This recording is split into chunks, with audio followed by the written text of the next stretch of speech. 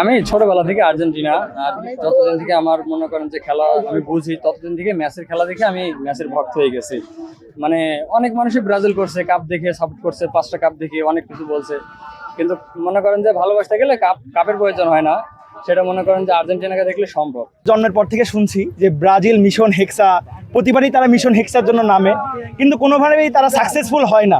আমরা এখনো দেখতে চাই যে কত সালে ব্রাজিল তার মিশন হেক্সাটা কমপ্লিট করবে।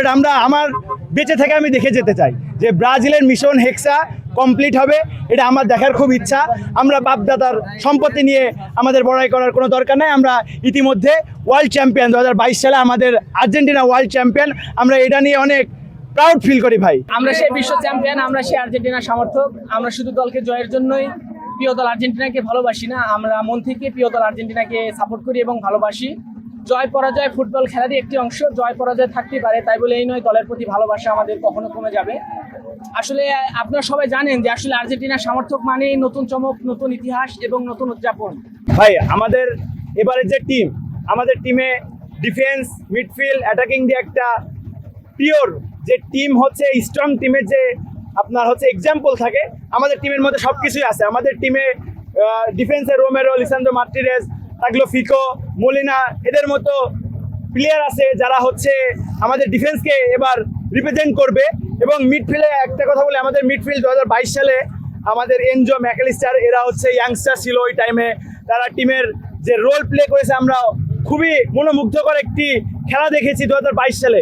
এবারও তারা হচ্ছে 4 বছর পরে তারা এবার সিনিয়র যে প্লেয়ার হিসেবে রোল করবে। এনজো, আপনার ইতিমধ্যে এনজো ফার্নান্ডেজের যেই হচ্ছে চেলসিতে পারফরমেন্স, দুর্দান্ত সে পারফরমেন্স করছে ক্লাবে।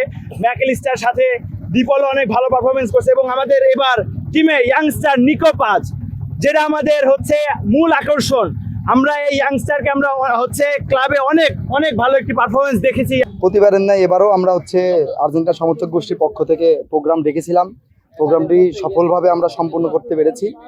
দেখেন, এত বড় লোক সরঞ্জাম, এত বড় মানে প্রোগ্রাম, এখানে একটু বিশৃঙ্খলা হইতে পারে, তারপরেও আমরা যতটুকু চেষ্টা করছি যে সবাইকে সুশৃঙ্খলভাবেই নিয়ন্ত্রণ করার। আর আমরা এটা বিশ্বাস করি মনে প্রাণে, আর্জেন্টিনার টিম যেমন সততা এবং সুশৃঙ্খলভাবে করে, ঠিক সেমভাবেই আর্জেন্টিনা ফ্যানরাও খুব সুশৃঙ্খল, তারা সুশৃঙ্খলভাবেই প্রোগ্রামটি শেষ করেছে।